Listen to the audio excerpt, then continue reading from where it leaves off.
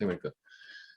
So we have been looking at frames. How do they rotate or translate? How can we come up with the transformation matrix that can transform coordinates from one frame to another?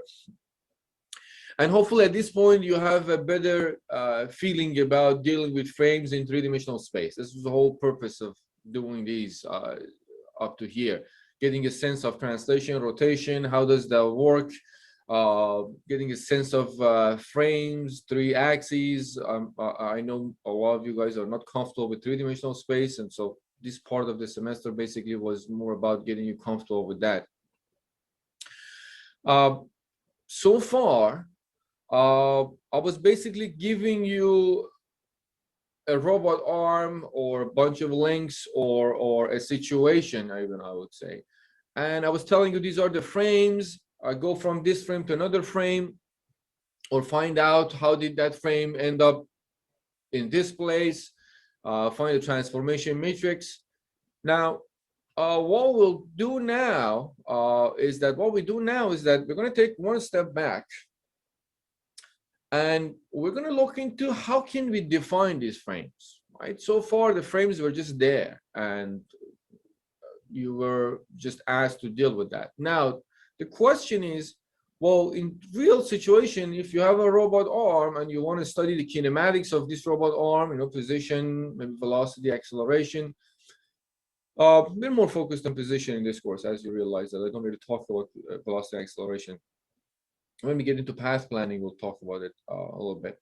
But now we look into how can we define those frames, right? Given a robot arm, how can we define those frames? How do I come up with the idea that, oh, this is where I put my ground, right? G frame, or first body frame, second body frame. How do I come up with these? Or how do we decide where to put it, which direction? What is the orientation of that frame? So that's going to be the focus for this week, and we'll see next week when we look into how to find a transformation matrix based on that. But the idea is to come up with a uniform way of defining, or as uniform as possible, way of defining these coordinate frames, and coming up with a more rigid or rigorous procedure to study the transformation matrices between different frames and different links as a result in a robot arm. Now, we've been shrinking the scope that we're working on, right? Because we need to really focus on something specific, or at least a specific topic to be able to actually cover it in the course. So what we focus on, which we have been focused so far, but I'm just going to explicitly mention it in this lecture, is that we are focused on serial link manipulator, meaning that all the links, all the arms, robot arms you have seen so far, they are serial link manipulators, meaning that there are a bunch of links attached to each other using joints between them. And pretty much every joint connects two links, and every link is connected, and every link basically connects two joints, right? All except the base one. So the opposite of that would be if you have a system with two links connected to each other with multiple links, right? That's basically parallel link manipulators. So we're not going to talk about parallel link manipulators in this course. We stick to serial link manipulators, which again, pretty much everything you have seen from the beginning of the course, they are serial link manipulators. So I'll just put it into more like formal, I guess, some definition. Let's put it under serial. If I can write serial link manipulators or manipulator. This is supposed to be serial there, but that was. So the way you can think about these, you can think about each joint, right, is attached to the previous joint using a link. right? If in a very I guess simple version, if you think about a robot arm with two links like this, that again you've seen it already, but I'll just put it in front of us. It helps to visualize. So there's one link there, and then so each link, let me just write it here. So each link is attached to previous, or let's just go with joint. Then I'll add more stuff to it. Each joint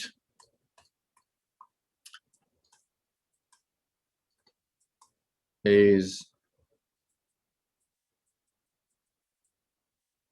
attached to previous joint using a link. Not like using a link.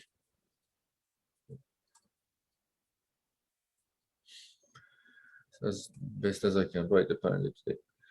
A couple of assumptions we make, right? We assume that links are rigid. So these are links. This is one link, this is another link, and then these are joints connecting these two links. In this case, these both are revolute joints. Two things we're going to assume, not assume, basically, I guess, those are assumptions in this case. First, links are rigid. So we are not talking about flexible robots that are just a whole new monster that you have to tackle, I would say, to deal with. In this case, we say links are rigid. So we can think about them as rigid bodies, right? You've dealt with rigid bodies before. So there is no flexibility in the links, or if there is, it's so limited that we can ignore. So they're so rigid. And also joints are two types. I remember I told you at the beginning of the course, I said we only talk about two joints, revolute joint and prismatic joint. Every other joint we model with these two. So assumptions, or I guess the assumption is the best thing I can go with. Links are rigid and joints can move, and basically they can be either revolute joint or prismatic joint. Right? Revolute being just it rotates around an axis, and prismatic joint is basically just translation. Couple more things about these. You can write obviously each joint, every joint, these are the specifications or properties of a serial link manipulator. These are the things we can use to check, make sure that you're dealing with a serial link manipulator. So every joint connects two links, and every link connects two joints, right? If you think about this link here, this link connects two joints, both ends. And the other link also connects to joints. Well, we don't really have the gripper here, but if the gripper was here, you could see that it connects two joints. The only exception is the first link. We'll talk about links, but this link there, which is ground, which is the ground, it only connects one joint, the joint at the top, or this joint. Right? That's the only exception. But in the general form, you can say every joint as guideline to when you're looking at manipulators and arms, and just figure out if they're serial manipulator. Every joint connects two links, and you can say every link, right? Every link, yeah, this is a link, connects two joints. Connects two joints, except, write this way, except the first one, right? The first link. Now, let's look at this and just talk about the numbering and notation. How do we even number the links and joins, right? Now, when you have a serial link manipulator or serial manipulator, they also call them a series robot here and there. So they're all the same. They're the same. We start numbering the links from 0. Let me see if I can redraw this again here and make it a little, like, blow it up. And let's just, for the fun of it, let's move it in the other direction. Right there.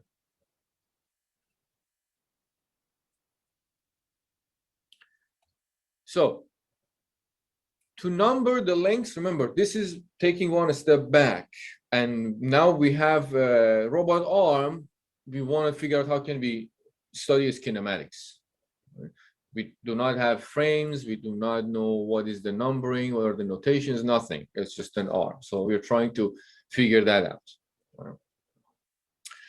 So the numbering for links starts from 0 for the ground or base link, as they call it. Right? So this is base link, this one right there, right?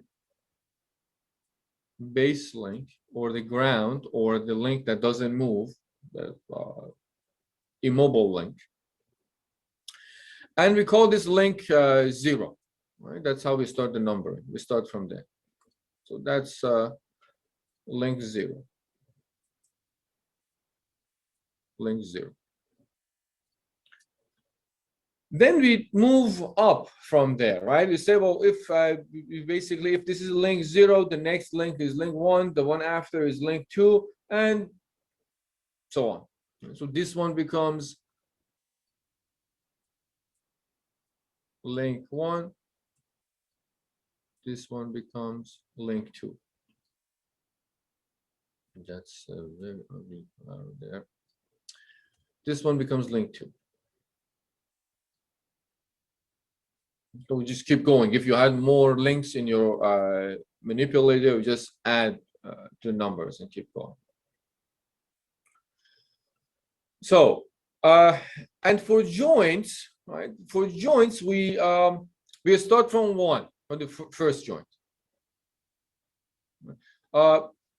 Just one thing. So link each link, if you want to think about it as more general form. So link I is connected to its lower link I-1 at one end, and connected to upper link I+1. Just think about that one as general form. You can think about this as any piece in your robot arm, right? It's multiple links connected to multiple joints. At every portion or part that you look at 3 links, link I is connected to link I-1, which is the lower link, and connected to I+1, which is upper link. Now for joints, we start from first joint numbering. It starts from 1. So you have your first joint here. This is a revolute joint. So I probably can do better. Maybe not. Joint 1. And this is your joint 2. Right? If you had another joint, just keep going. These both are revolute joints, but if it was a prismatic joint, the same story. Joint 3, joint 4, doesn't matter the type of joint. As long as there's a joint, you just keep numbering that way.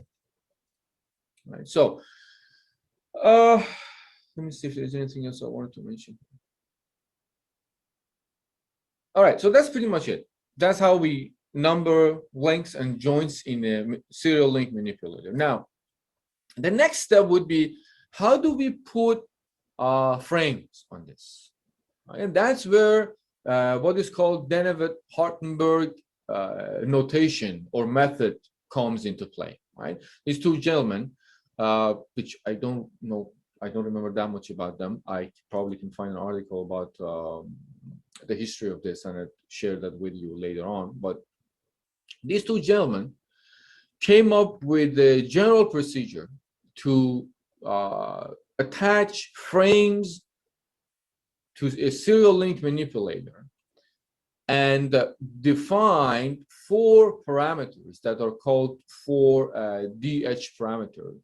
Right? It's just Denavit Hartenberg. DH is a short, stands for Denavit Hartenberg method or notation.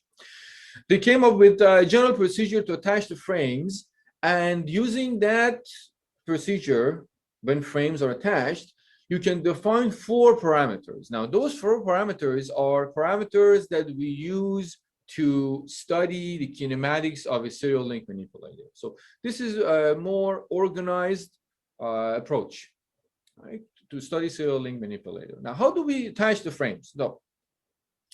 The way it works generally, we attach a frame, a local frame, wherever we are, to each link, right? Each link should have a frame. So let me write it the next page, because that's something that has to be referred to again and again. So Denavit, I think, hopefully I'm not wrong, Denavit Hartenberg. Hopefully that's how it is. I have to double check my notes. Hartenberg notation. It's probably more common than method. You can go with method too. DH. I'll refer to this DH.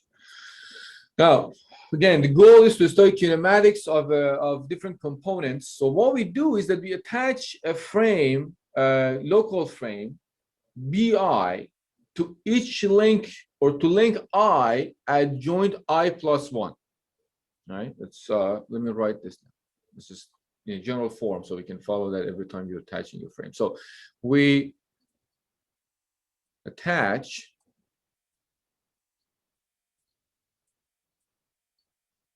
frame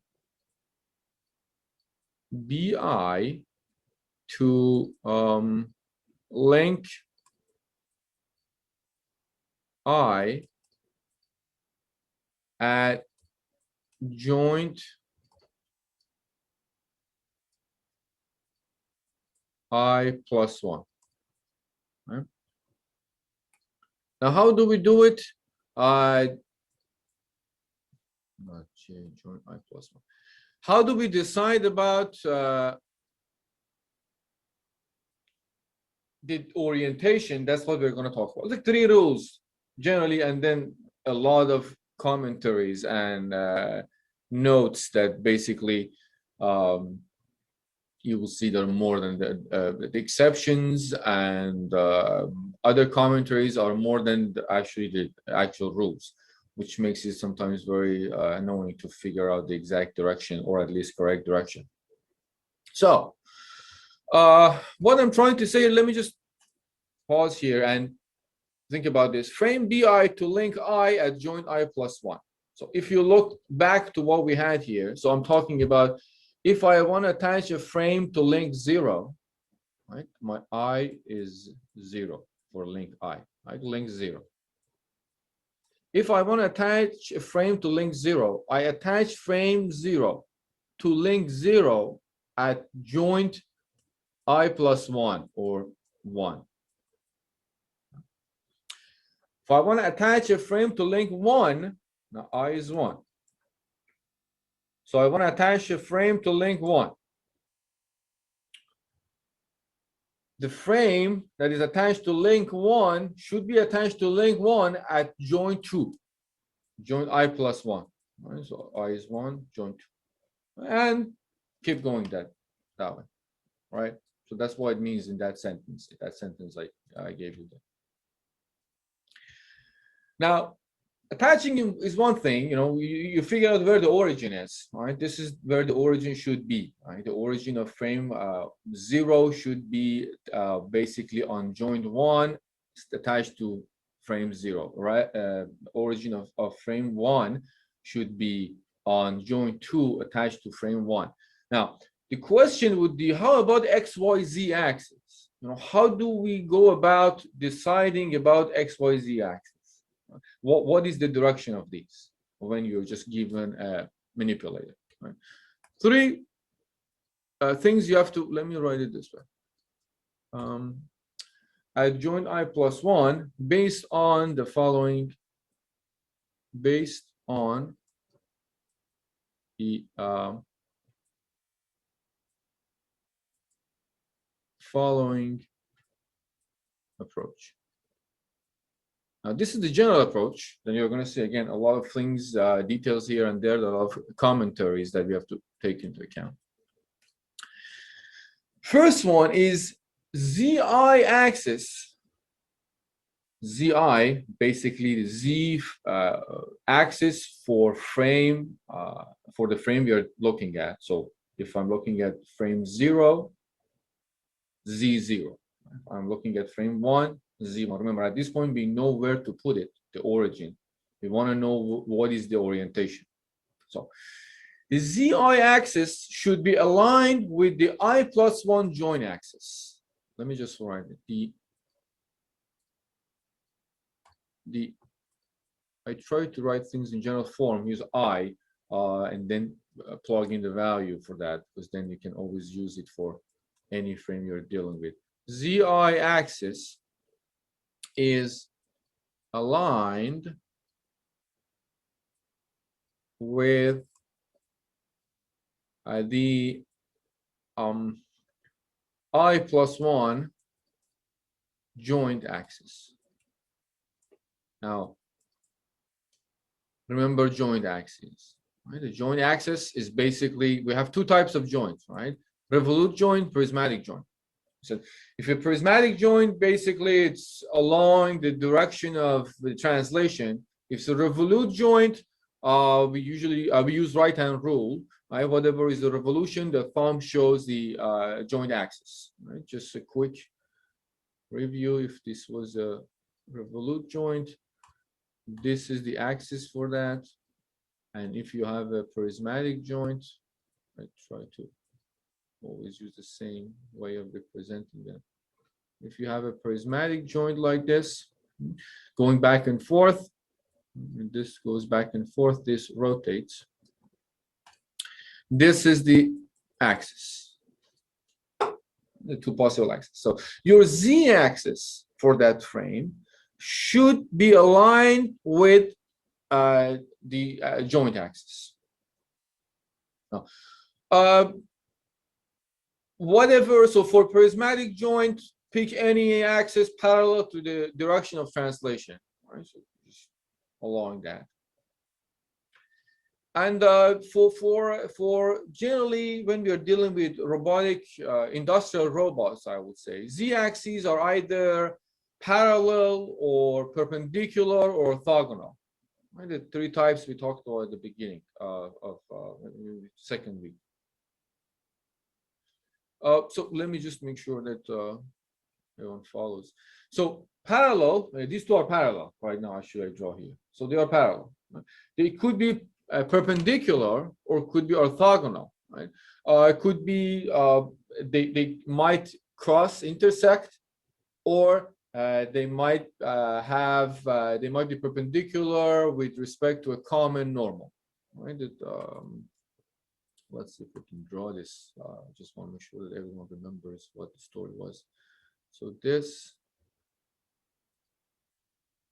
is this one, and then this is this one. I'll just go with two revolute. This is one axis, this is another axis. This is orthogonal. This is parallel.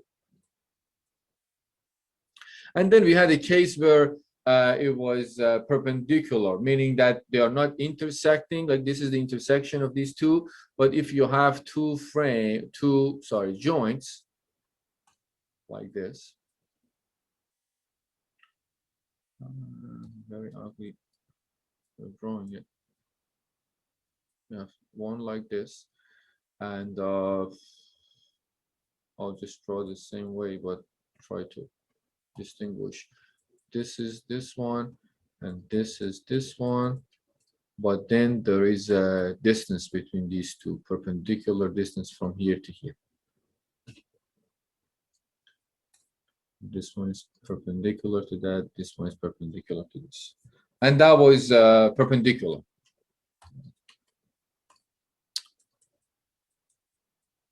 perpendicular. Just make sure that you remember, refresh your mind about that. So for prismatic joint, right, pick any axis parallel to the direction of translation. Right, that would be your z-axis, and that's pretty much it. So this is for z-axis. For x-axis, what do is the x-axis, the x for that frame that you are trying to set, is defined along the common normal between zi minus 1 and zi axis. Right? Let me bring the actually, this is much better if you look at the picture. I think I have it. We're going to go back to this. I'm going to put it in the next page so I can blow it up. I'll get back to it. I think it's this one. There you go. Let's look at this a little bit. So here we have two frames, two links, like link I minus 1 right here, and link I. Link I minus 1 is connected to link I using joint I.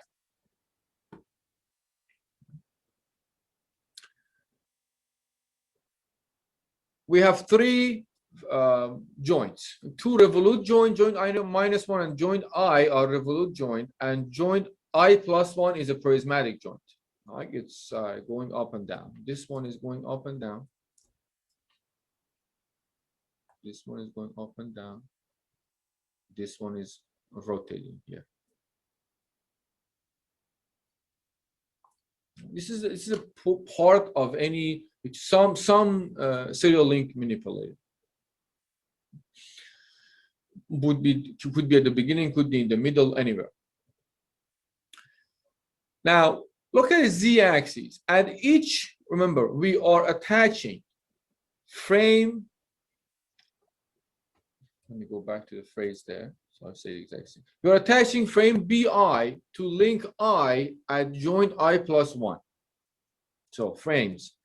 We are attaching frame I. Let's go with the definition first and I'll go back. Frame BI to link I. So I'm attaching frame BI, which is this one, to link I at joint I plus 1. That's where I attach it. Don't worry about where the origin is at the moment and the axis. Right? Just look at the frame numbering.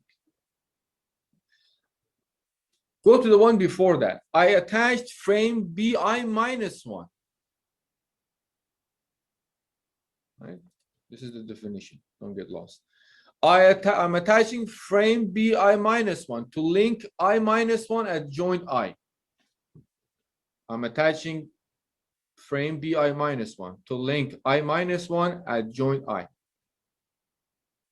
And go one before that. I'm attaching frame BI minus 2 to link, well, the link before that we don't have it here, I minus 2 at joint I minus 1. These I's are just general notations. These are just three frames, two links, three joints in a row as part of a serial link manipulator. So I attached the frames following what I said. Now let's look at the axes. I said the first part, I said the z-axis is aligned with the I plus 1 joint axis. So the z-axis for B, start from the one that is I, so it's easier to exactly follow, and then we replace I with I minus 1. Let's keep that then. So I'm attaching, so the direction for, going back to number 1, the zi axis is aligned with the I plus 1 joint axis. So this is zi, is aligned with the joint axis for joint I plus 1. Joint I plus 1 is a prismatic joint. So I put Z aligned with that direction of its axis. Now replace I with I minus 1. Z axis of frame BI minus 1, which is ZI minus 1, is aligned with the joint I1 axis. Joint I, sorry, replacing I with I minus 1. Joint I is a revolute joint. So its axis is this way. So ZI is in this direction. This is the joint, this joint axis. And so I put the frame, Z axis for this frame along with this joint. Same story for the previous one, like that was the joint axis. So the frame or the Z axis for that frame is aligned with that frame's axis. Same story here. Put I, replace I with I minus 2. So ZI minus 2, going back to the first one. ZI axis aligned with the I plus 1 joint axis. So ZI minus 2 is aligned with the I minus 1 joint axis. This is joint I minus 1. This is its axis. So I aligned Z minus 2 with that. So we decided where the frames should be.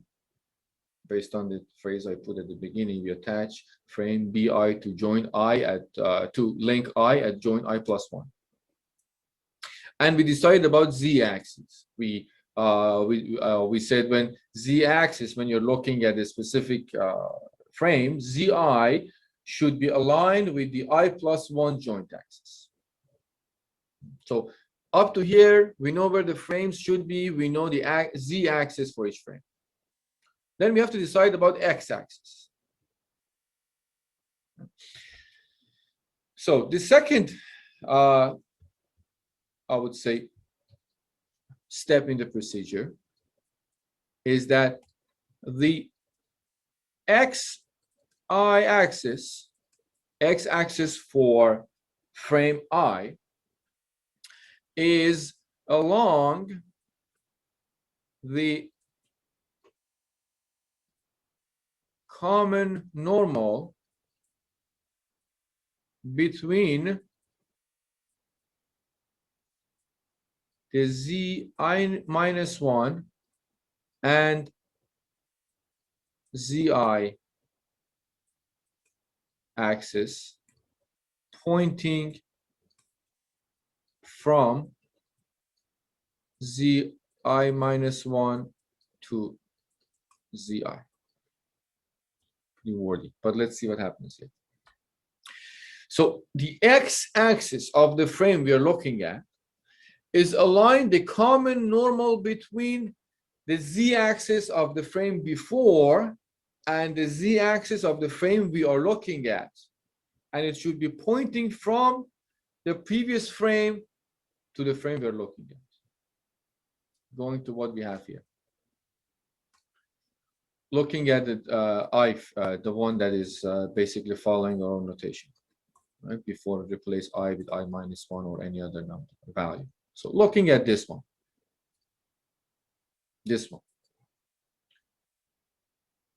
We have ZI, we already defined ZI, and we already defined ZI minus 1 and ZI minus 2, right? From step 1. Now, this is ZI and this is ZI minus 1. We have to find a common normal, a line that is normal to both these axes. We're looking at ZI. When we're looking at ZI, remember, when we are looking at ZI, we are looking at two frames, the frame we study and the frame before.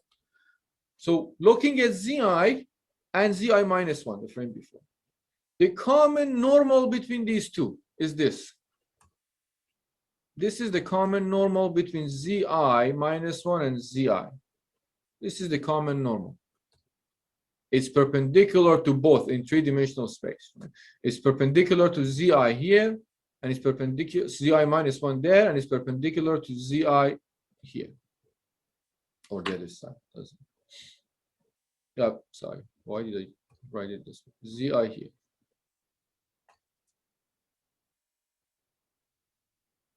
It's perpendicular to this. So it's a common normal. in 3D space. It could be in any direction, but you can find a common normal. Now, once you find a common normal, your xi, x-axis for frame I, is along this common normal, pointing from zi minus 1 to zi. And that's why we get that x.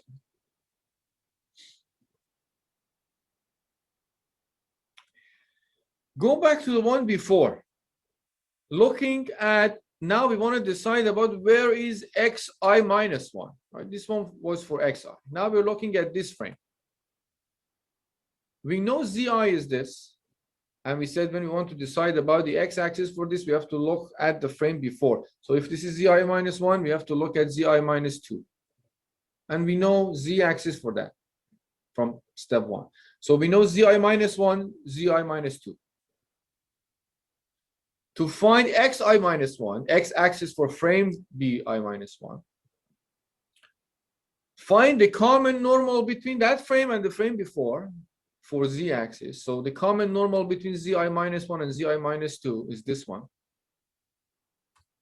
This is the common normal, perpendicular to both in three-dimensional space. This is as good as they could draw it. It's perpendicular to this one here, perpendicular to this one there. It could be any angle. Once you find the common normal, your x-axis is along that common normal, pointing from previous frame or previous z-axis to the z-axis of the frame we're looking at, or previous frame to new frame. It's pointing to the right, and that gives you zi minus 1.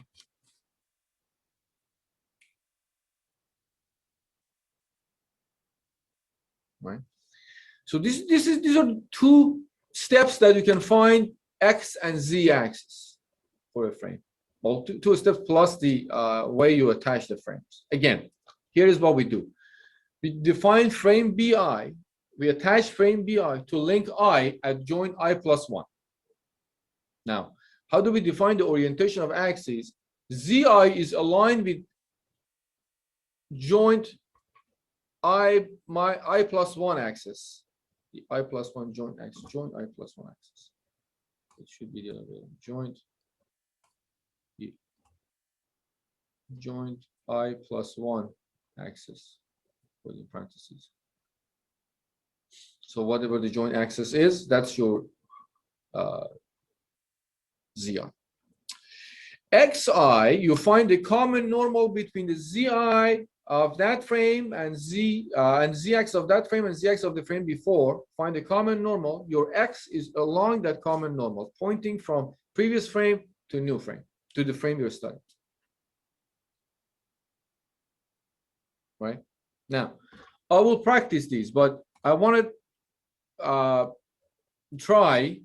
I know it takes some time to get a hang of this and get a sense of how things are working, especially in three-dimensional space. Now, the x-axis, when we define this is general procedure. Now, there are some situations that I gave you this figure that is very, in general form, but there are some cases that are not that this nice, I would say, if you even call this nice. You're already saying that this is already confusing. That what happens if the z-axes are parallel, right? Totally parallel, and you can have infinite number of common normals. If you have a revolute joint like this and another revolute joint like that, both on the same plane, exactly on the same plane, both are parallel. So you can have infinite number of common normal. This is a common normal, this is a common normal, this is a common normal, wherever you go, since they are in the same plane, right? These are common normals. Where is that? This is a common normal, this is a common normal, this is common normal. Infinite number of common normals between two parallel lines that are in the same plane. You can draw infinite number of common normals. as opposed to two lines that are not in the same plane, right? These two have only one common normal, going from this one to this one. But if once they are parallel, we can have infinite number of common normals.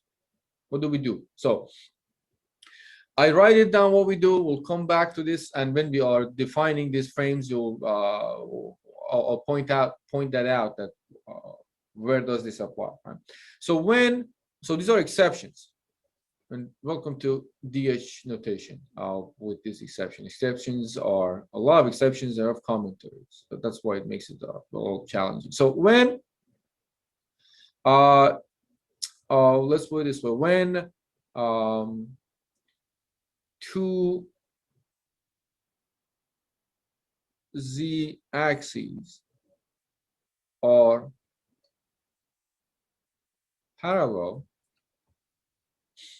we have infinite number of common normals between them, right? So what do is that we pick the common normal that is collinear with the common normal of the previous joint, or let's put it this way: it's collinear with the previous with the link.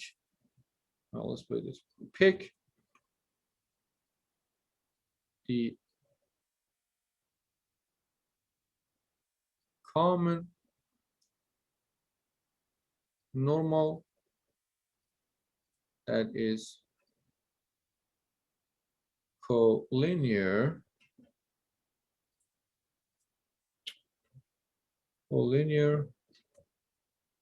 with the link. I think this is a better way of phrasing that. I'll talk about this. We'll get back to this. I just want to have them here. The second case is when they are intersecting. Like there is an intersection between these two. If they are like this, like two axes, like orthogonal case.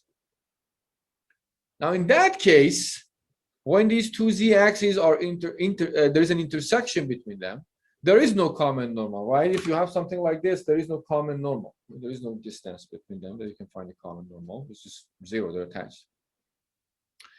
You define x-axis perpendicular to the frame formed by those two z-axes.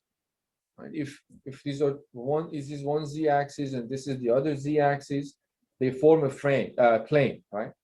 Think about two vectors. They form a plane.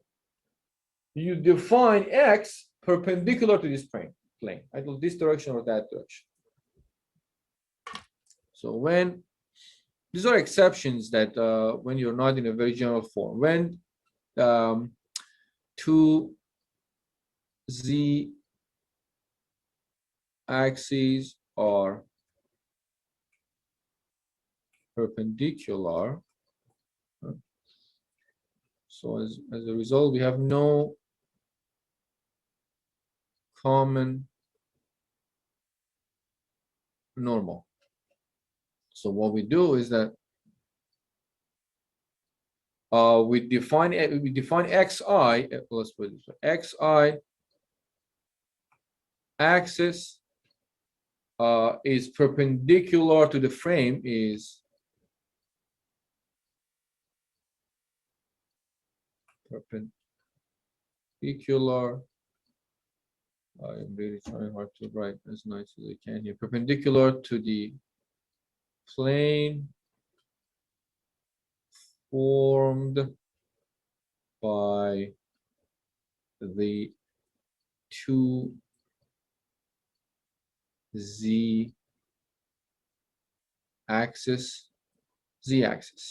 Right? That's good enough. Right. So already we started talking about exceptions. So we'll look at the cases that the first example, I think, is first and second examples are the examples that we might not get to them in this class, but we'll talk about next class. So define z-axis, x-axis. Once you know z-axis and x-axis, y-axis is there is no need to actually define it, and you're going to see from now on that in a lot of examples I'll give you, y-axis is not even defined. It's not even shown on the picture. Why? Because it just follows right-hand rule. So once you know z-axis and you know x-axis, going from x to Z is going to give you Y. Sorry, Z to X is going to give you Y axis. Right. Let me just, if I can move this a little downward. Let me see. I haven't done this before. Not the best. This seems like this is not supposed to be there, but it's there. Let me just, oh, yeah, not that. Yeah, I'm getting the hang of this. So the third one, this is the y-axis, would be, let's say the y axis is determined by the right hand rule. So yi becomes zi cross xi. Like it's a cross product. It's a typical coordinate frame, right hand coordinate frame. So as long as you know x and z, you can find y. Think about x I cross yi is zi, right? That's just moving things around. It says yi is equal to zi cross xi.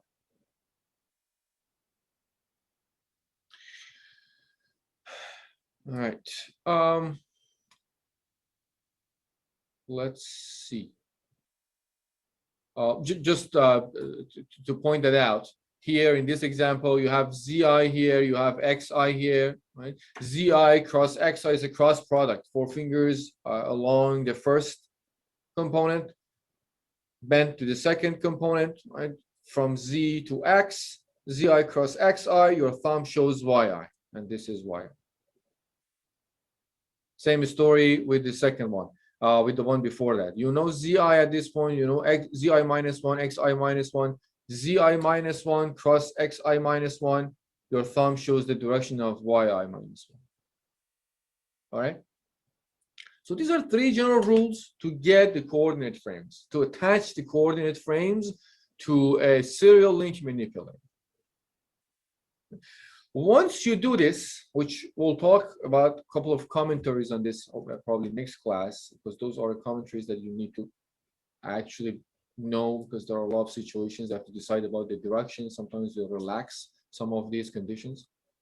But let's say at this point you're capable of, for the sake of argument, putting these frames and get this right. With the frames with the axes in the right directions. Now, if you do this, following what Denavit Hartenberg basically procedure suggests, you can define 4 parameters.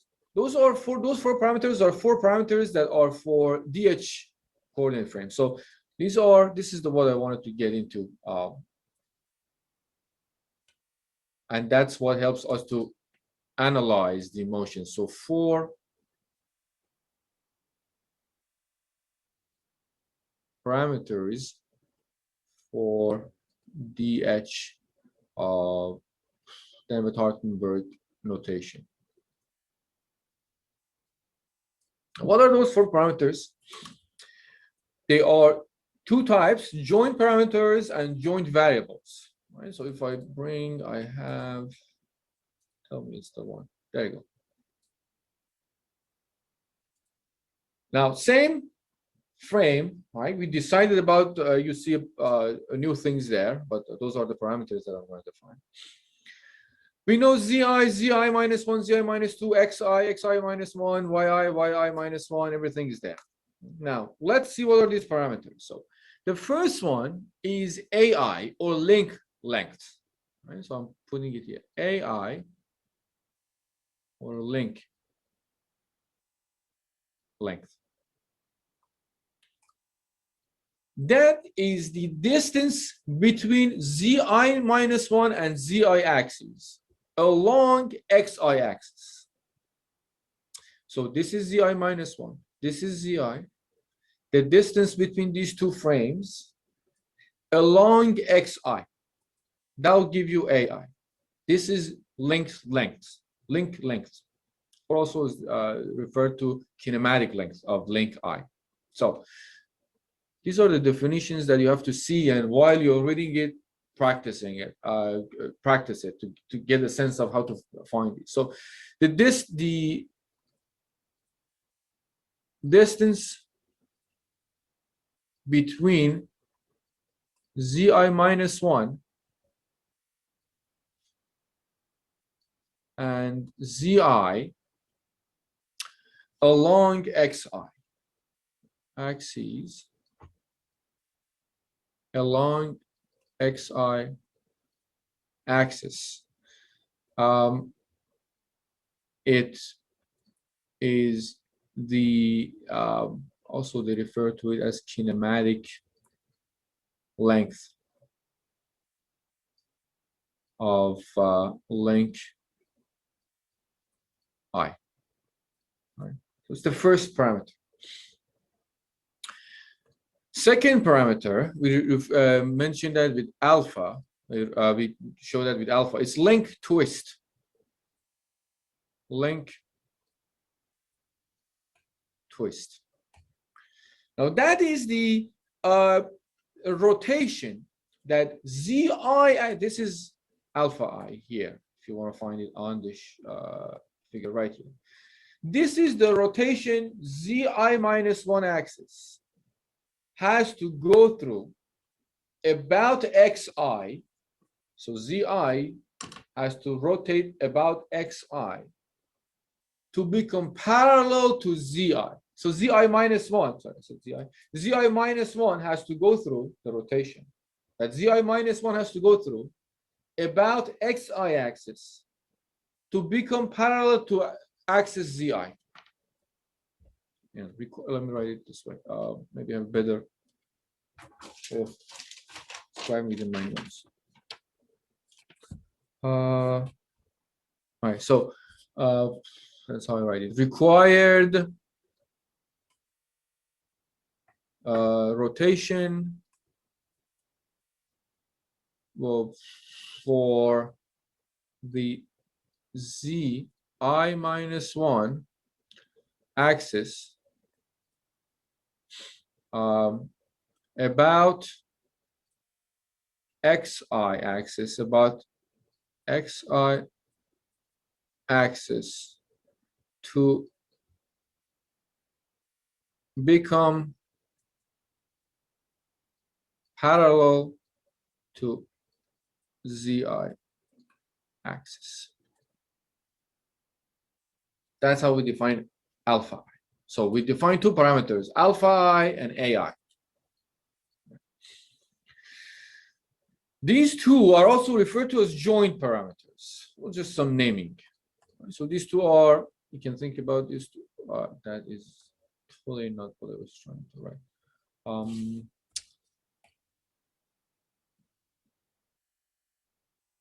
Joint. I'm making a mess here. All right, I'm going to try again. Joint parameters. This one and this one. You will see AI in some notations. They use RI instead. The main reason is that the A and alpha look the same when we write, so no confusion. It doesn't create confusion. Sometimes you see it as RI. Just I'll put it here. Sometimes you see it as RI. We in this course we use AI, but in case you see or RI, it's just a notation thing. So AI and alpha I, these are joint parameters defined based on, once we set the frames, these two parameters. Then we define two other parameters that are joint variables. Now those are DI. Right? DI is the joint distance. Joint distance, which basically is the distance between xi minus 1 and xi axes along zi minus 1 axis. Now, this is di. Right? We're just looking at it. Here's di. That's the distance between xi minus 1 and xi axis along zi minus 1 axis. And also they refer to it as link offset. So that's the distance between xi minus 1 and xi axes along zi minus 1 along zi minus 1 axis. You can also say it is also called link. Maybe you can write it as a link offset. Hopefully, did I do it for the previous one? Kinematic links. This is link offset. The last parameter is theta I.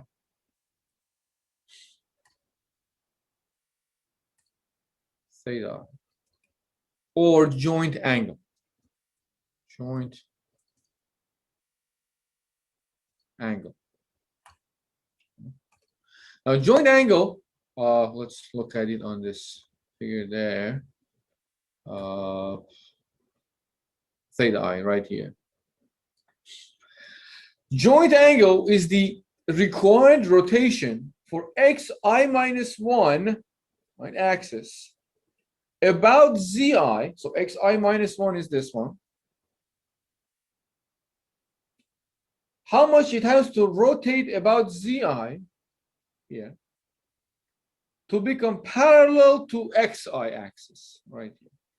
So xi minus 1 is trying to become parallel to xi by rotating about zi minus 1. How much rotation it has to go through. That's basically your joint angle or theta I. So let me write here. Required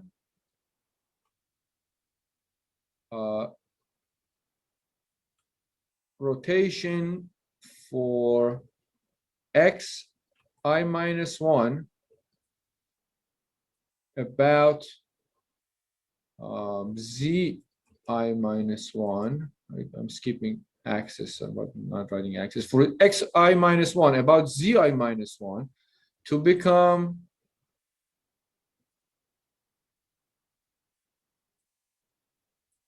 parallel to xi axis. Right? That's joint angle, and these two are referred, sometimes are referred, not sometimes, they are known as joint variables. Right? So these are joint variables. This one and this one. So here is what's happening. We are given a serial link manipulator. We follow DH notation, description, or rules, to come up with where to put the frames and which link we attach them to.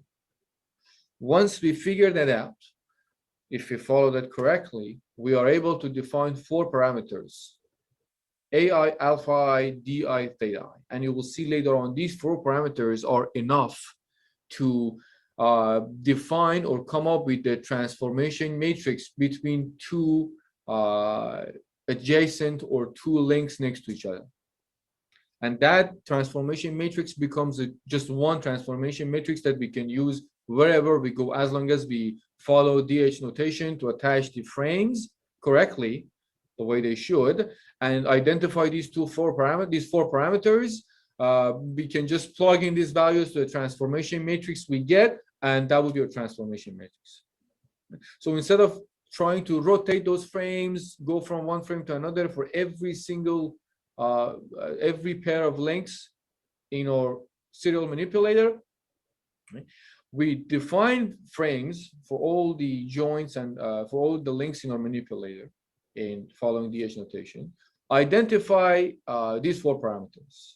And we actually put these 4 parameters in a table. It's called DH table. Right? So using those, knowing those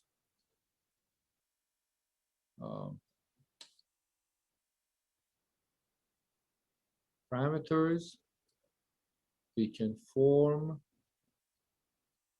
the DH table. What is DH table? It's pretty much just putting all this together. So if I draw it here as an example, DH table has this is for frame, this is for AI, alpha I, DI, theta. So that would be your frame, if I can make it work, frame number.